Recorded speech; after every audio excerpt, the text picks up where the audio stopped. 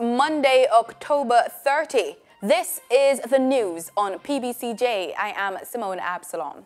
The Caribbean Poison Information Network, CARPIN, says there could be a link between crime and exposure to lead. During a recent sit-down with JIS think tank, Poison Information Coordinator at CARPIN, Sharika Wetlock-Billingsing, explained the link and shed some light on how we get exposed. Headline.com says lead is a highly toxic metal and a very strong poison. Lead poisoning occurs when you absorb too much lead by breathing or swallowing a substance with lead in it, such as paint, gasoline, dust, water, or food. Lead can damage almost every organ system. Ms. Wetlock-Billingsing explained the possible effects on children. Because of the role it plays in the disability and the intellectual development of children. During the 1980s, there was an increase in the number of children being hospitalized for lead poisoning. A study was done, and battery smelting was banned. However, Ms. Wetlock-Billingsing says no proper monitoring was put in place to prevent the resurfacing of such activities. With no monitoring systems in place, we have no current data to validate that the problem no longer exists. What policies do we have to enforce preventive actions? Other environmental issues, such as burning of non-segregated waste, also can contribute to the exposure of lead through inhalation. And one of the issues that I would like to bring to our attention is the spontaneous fires at times that comes around at the Riverton City. Interestingly, there is reportedly a link between exposure to lead and juvenile delinquency. In 2004, by Tretiski and et al., it also gave results that here lead levels have direct association to violent crimes rates in certain counties in U.S. This is why we should be really concerned about the past history of lead poisoning in Jamaica, what it is that we're doing now, the implication it has, not only on health, but studies have shown also on crime and violence in our society. The children of the 80s who were treated for lead poisoning would be adults now, but where are they? What are the monitoring programs put in place to follow up on them in terms of behavioral displays, in terms of intellectuality, in terms of how they are coping in society? In a related story, the Caribbean Poison Information Network, CARPIN, is warning that individuals may unwittingly be bringing products containing lead into the country. CARPIN's Poison Information Coordinator says Jamaica does not have a major concern with one of the most commonly used products globally that contains hazardous elements, lead paint, as it's no longer used in the mainstream locally. But there are other imports which can lead to lead entering the island. We opened the conversation because we realized that Jamaica now has become this global market where persons are even purchasing things online. So now we're saying we do not have this in Jamaica, even though we do not produce lead paint in Jamaica. We can't say that it doesn't come in Jamaica. Even though we say that there are things set up at the port to monitor what is coming in, we can't definitely say that nothing has come in Jamaica. And it's mostly found in decorative paint. So because Jamaica has become so much of a global market, telling the public what to expect, where to see it. So even when they travel and they purchase things online and taking things back into the country, they can be aware of what they're using and what to expect. There's just one more day left for motorists to take advantage of the government's traffic ticket amnesty. The traffic ticket amnesty is set to end tomorrow, October 31, and the Tax Administration of Jamaica, TERTIARY, is urging motorists to take advantage of all the avenues available for payment. The government implemented the traffic ticket amnesty to allow motorists with unpaid traffic ticket fines to make payment without incurring a penalty or interest. The amnesty affects tickets issued between September 1, 2010 and July 31, 2017. The 3-month amnesty is being facilitated under the Road Traffic Temporary Ticket Amnesty Act, which was passed in the House of Representatives on July 11, 2017. Head of the Cyber Incident Response Team, CERT, Dr. Monifia Hewling, says there is a need for more cybersecurity specialists here in Jamaica and abroad. I don't know if it's that the persons with the skills are going rogue, but we are encouraging persons to take up a career in cybersecurity because we need more of those persons. We have a severe skills shortage here, as is obvious. We have tried recruiting, and it's just hard to get persons qualified in the area.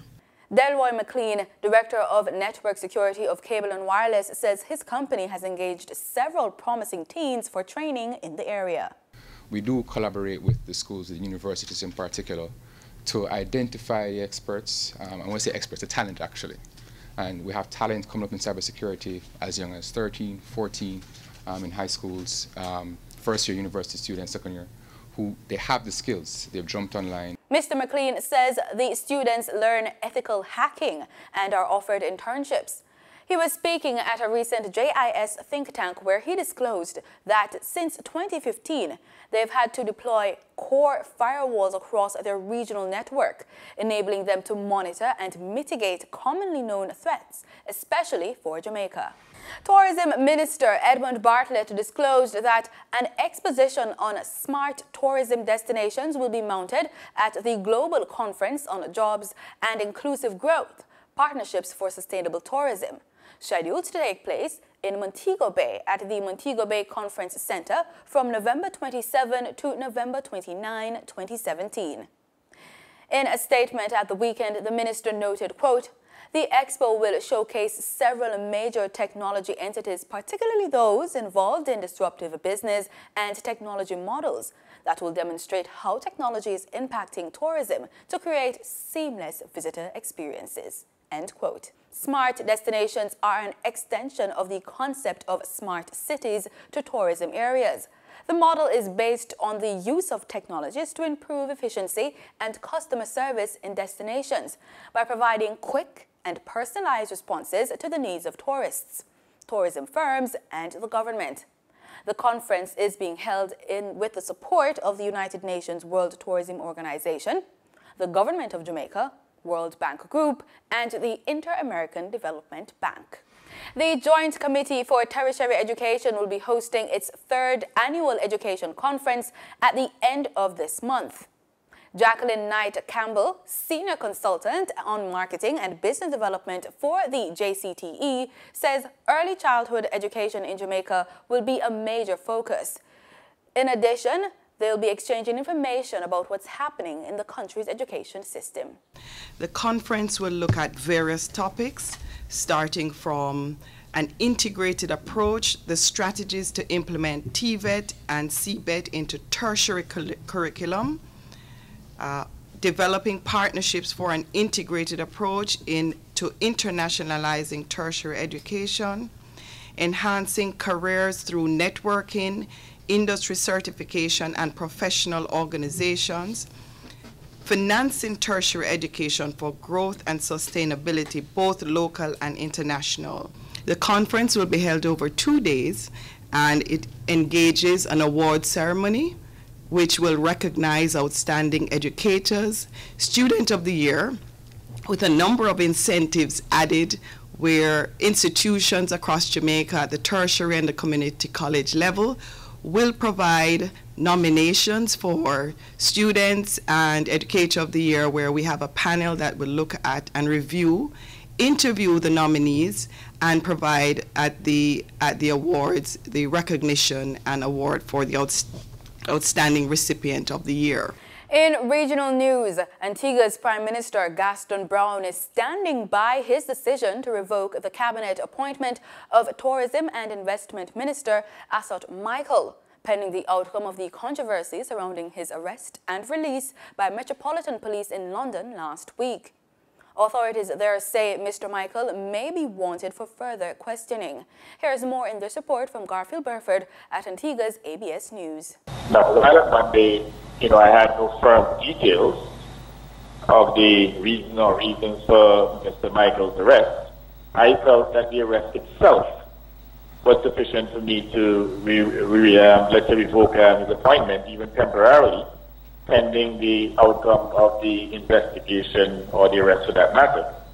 So, in my mind, I would have acted correctly, properly, to ensure that the, let's say, integrity of my government and even my own personal leadership would not have been brought into disrepute, and would have relieved him of his position temporarily. The Prime Minister noted that the details about the investigation which led to the arrest of the St. Peter MP have not been fully divulged. He did say, however, that the UK's National Crime Agency, NCA, has revealed that it is an ongoing bribery probe. What the NCA reported to us is that Mr. Michael was arrested for questioning in connection with bribes paid by a UK national for business contracts in the Caribbean. But we still do not have the details. Evidently, Mr. Michael has not indicated the nature of the questioning. This matter is a legal matter, it's an ongoing matter, and I imagine both parties do not wish to give any details at this time. The former minister has not been charged, and the Prime Minister says he is being presumed innocent. However, the head of government is clear the dynamics will change if criminal charges are proffered against Mr. Michael.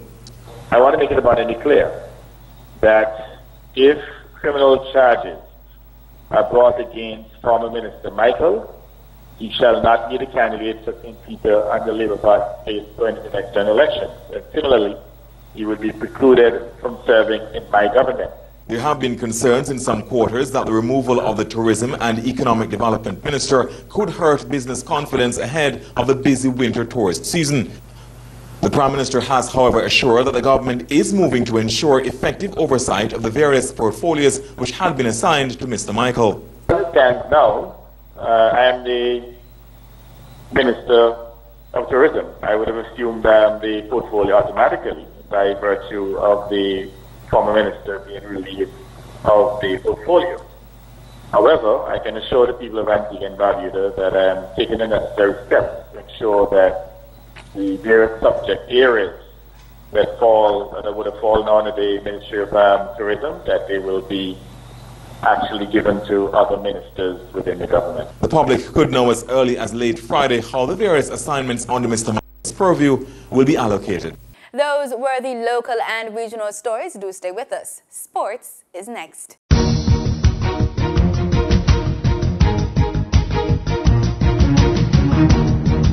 years ban for violating the rules of Jamaica's Anti-Doping Commission, JADCO. Livermore's verdict was handed down by Judge Kent Gammon, chairman of the Independent Anti-Doping Disciplinary Panel, on Friday. Gammon said based on evidence presented to the committee, they did not believe Livermore intended to take the substance to enhance his athletic performance, but was negligent in applying for a therapeutic use exception.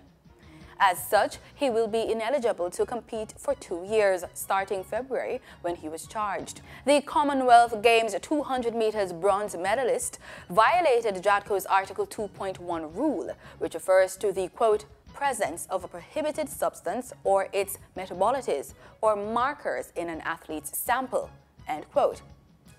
2 anabolic steroids were found in Livermore's urine samples in December 2016. Livermore revealed he was taking the medications from November 29, 2016 to treat a, quote, life-threatening, end quote, situation. And that's the news. Thanks for watching PBCJ. Remember, we are the People's Station.